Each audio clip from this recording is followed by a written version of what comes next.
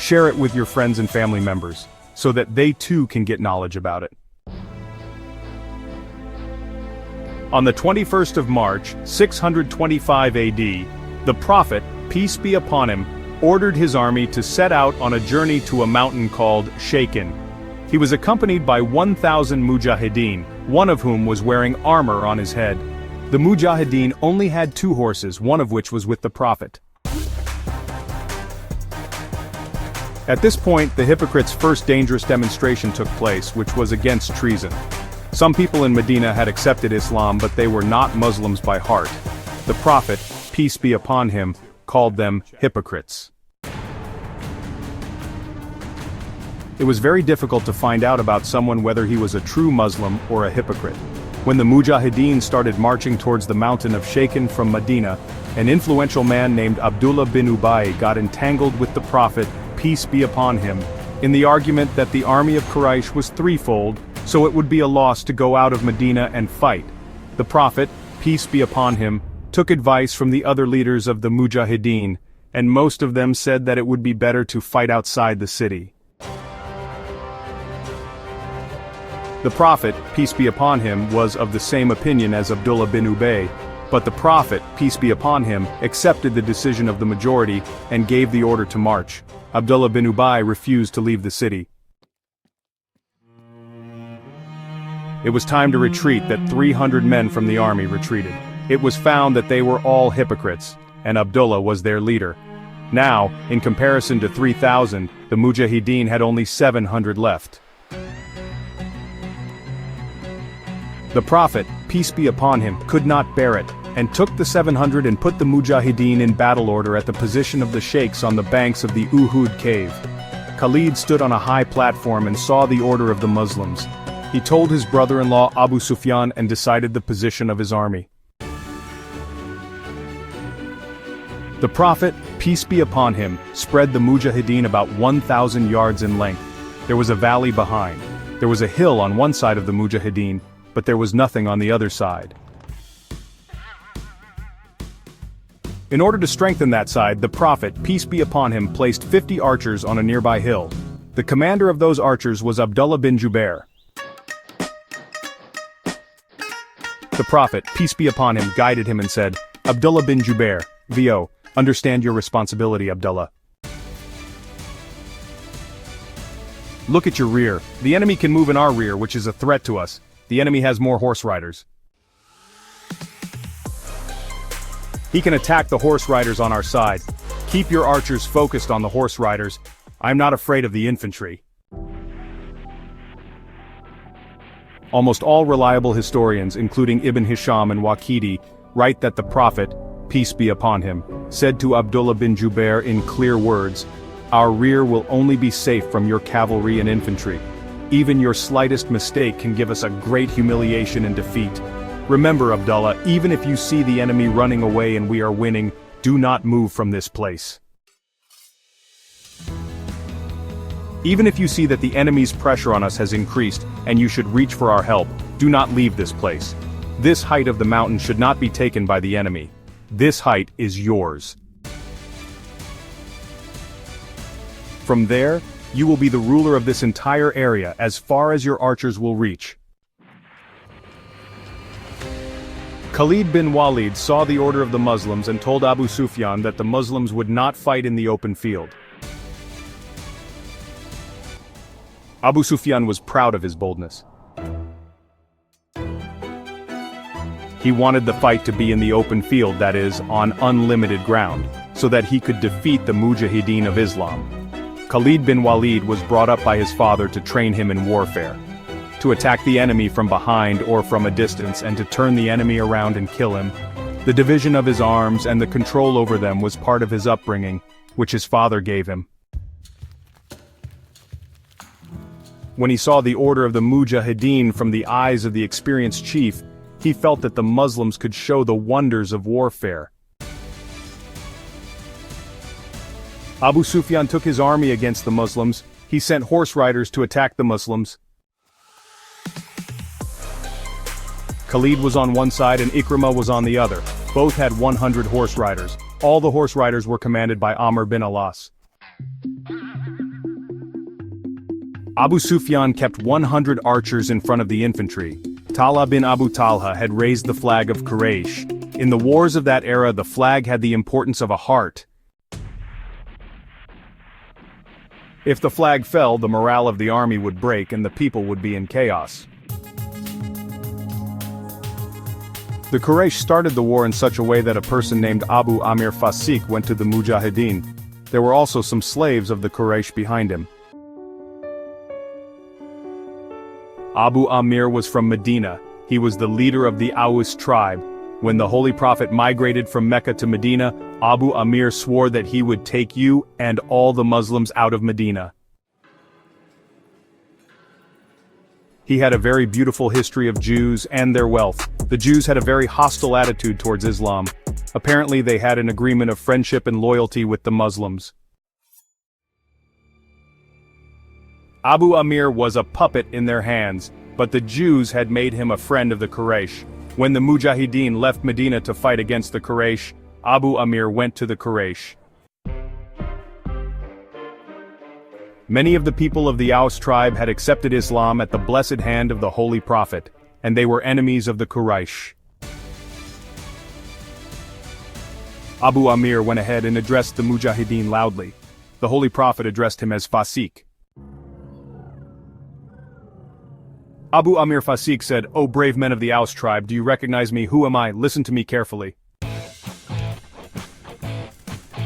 He could not fulfill his challenge, so the Mujahideen called out to a Mujahid of the Aus tribe. "Mujahideen, O Fasiq Badkar, we have given up on you." Khalid bin Waleed remembered that time.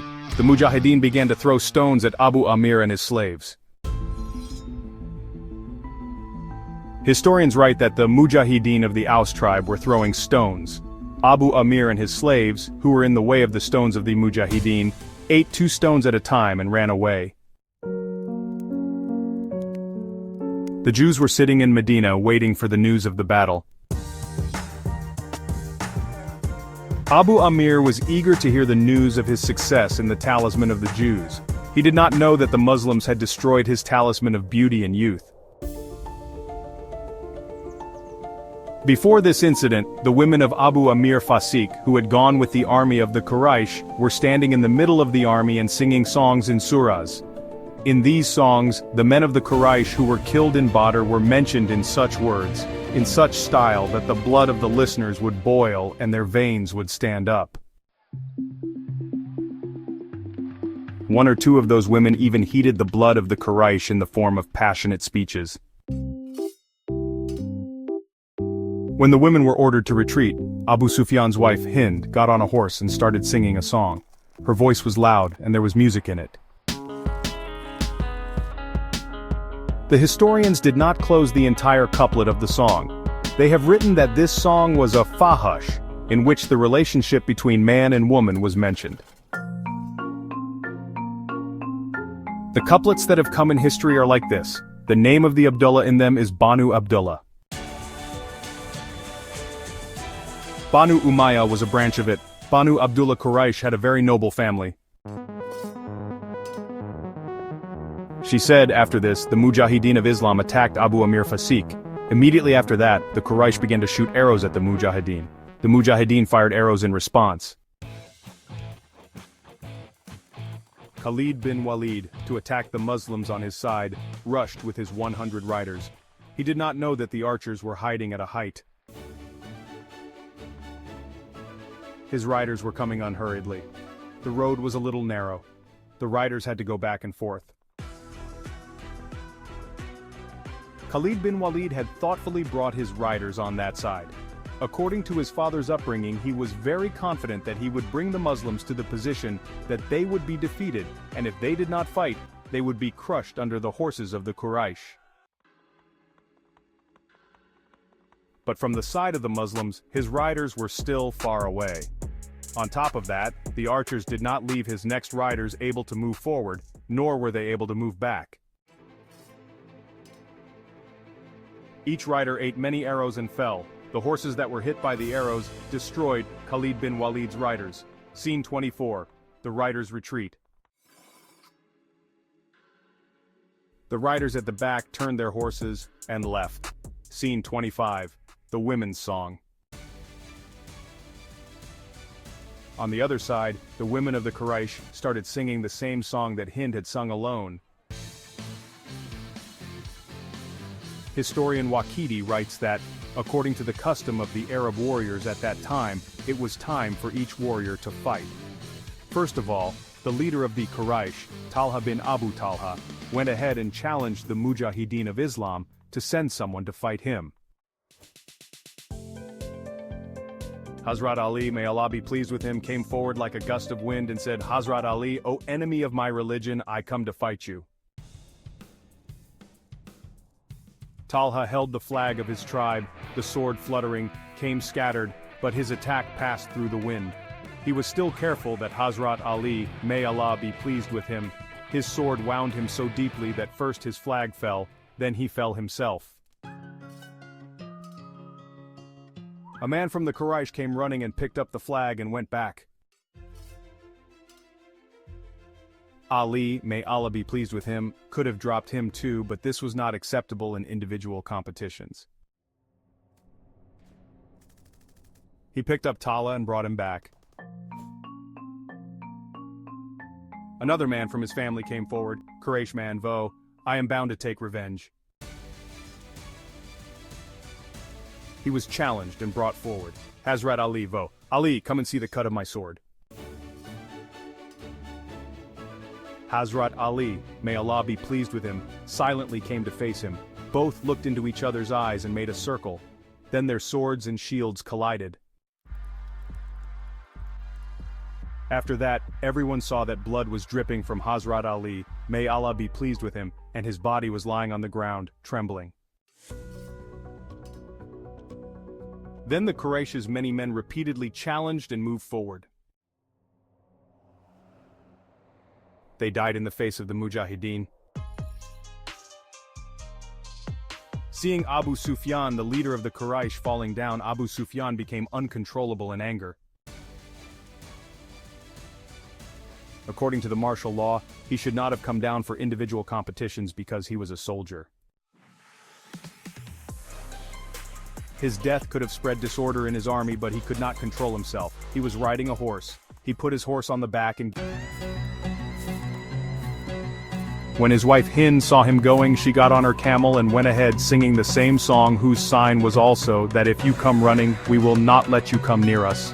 Abu Sufyan was riding a horse, but the Muslim who came in front was a horseman. History remembers him as Hamza bin Abu Amir. Abu Sufyan had a long spear in his hand. No one expected that the swordsman would survive the horseman with the spear. Abu Sufyan's horse ran headlong over Hanzala. Abu Sufyan weighed the spear and hit it again, but Hanzala suddenly turned away.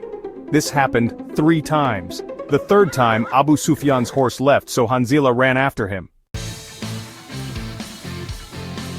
The horse stopped and turned back, so Hanzala had reached him. Abu Sufyan could not see him. Hanzala struck the next leg of the horse so hard that the horse fell. Abu Sufyan fell on the other side. When Hanzala went to attack him, Abu Sufyan ran around the fallen horse and saved himself. He called out to Quraysh for help. A Quraysh horseman came running. The Muslims were in a misunderstanding that this man would take Abu Sufyan with him, but he showed imprudence. He attacked Hanzala from behind and martyred him. Abu Sufyan ran to his side. For the last time, Abdur-Rahman bin Abu Bakr came from Quraysh. Historian Waqidi has narrated that Abdur-Rahman bin Abu Bakr was challenged by his father Hazrat Abu Bakr Siddiq, who had accepted Islam and was with the Prophet. He took out his sword and went to fight his young son. Hazrat Abu Bakr Siddiq challenged him and said, "Here comes the infidel son of Hazrat Abu Bakr Siddiq." When the Prophet saw that the father and son had come to fight, he ran and stopped Hazrat Abu Bakr Siddiq. The Prophet said, "Put the sword in the back of Abu Bakr," and Abu Bakr Siddiq went behind him. Khalid bin Waleed could still hear the sound of war. As soon as the individual was killed, they put the mountain of Uhud behind him. Therefore, the Mujahideen of Islam were not in danger of a follow-up attack. The Muslims had very little. He fulfilled this lack with the perfection of Jazba-e-Tigzani. If the Quraysh did not have Nafri, they could not defeat the Quraysh. The Muslims were on one side. This was the side on which Khalid had to attack. Now he ordered his riders to run ahead of the horses and shout on the side of the Muslims. But 50 archers of Abdullah bin Jubair killed the riders, so that they left the horse riders behind. The attack was on Uruj. There was only one man who was not fighting. He was roaming around the battlefield like he was looking for someone. He was Wahshi bin Harb. He was looking for Hamza. There were two rewards for him. One was that his master would set him free, and the other was the jewelry of the Quraysh. Hamza was an expert in sword and shield fighting. Hamza was no less. They both came close to each other and started attacking each other. The shields of both were stopping the attack. They used to attack in different ways, but the shields would come in the way of the swords. At that time, Wahshi bin Harb was slowly moving towards them. He was surrounded by earth and bushes. Hamza was looking into the eyes of his enemy. He could not see anything other than the sword. Wahshi came close to him. He was an expert in throwing. He got so close that he could not miss his arrow. He stood up and put the arrow in his hand. Then he was in a position to throw it. Hamza attacked the sword 2 to 3 times.